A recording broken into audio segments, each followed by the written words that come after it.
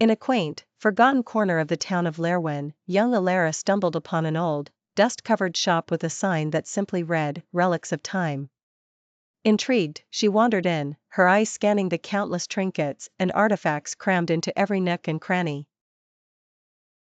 As her fingers brushed over a particularly ancient-looking tome, she felt a sudden, thrilling jolt. The book, bound in leather that seemed to shimmer softly under the dim light, had an inscription, "The Book of Infinite Desires." Elara, a dreamer by nature, took the book home that day, her heart pounding with curiosity and excitement. That evening, she opened it, and on the first page, it simply read, "Write your wish, and it shall be." Heart racing, she wrote her first wish, to have the means to travel the world. The next morning, she awoke to find a ticket and enough money to see every corner of the globe. As the days turned into weeks, Elara's life transformed. She had wished for her house to be grander, for her talent in painting to be recognized, and for friends who would understand and appreciate her. Each wish, written with a steady hand and hopeful heart, came true within hours. Yet, as much as her life seemed perfect, there was an undercurrent of unease growing within her. One fateful evening, she wished for love, complete and unconditional. The following day, she met Aaron, a man who seemed too good to be true. They fell in love quickly, intensely. However, as time went on, Aaron's affection grew obsessive. He became possessive and paranoid, frightened of losing her.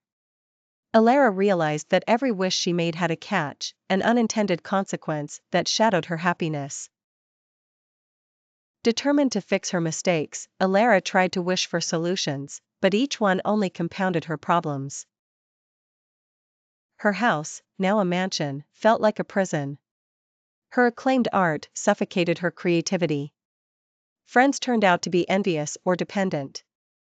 And Aaron, his love had turned to torment. In a desperate bid, Elara wished to undo all her previous wishes. The book trembled violently and then disintegrated into ash.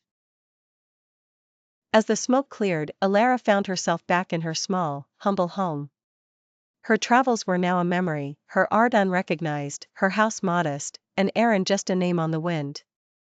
Everything was as it was before, but one thing had changed, Elara's perspective.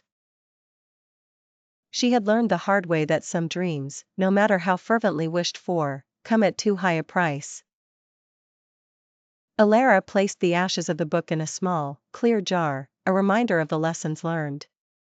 From that day on, she lived with a newfound appreciation for the ordinary beauty in her life.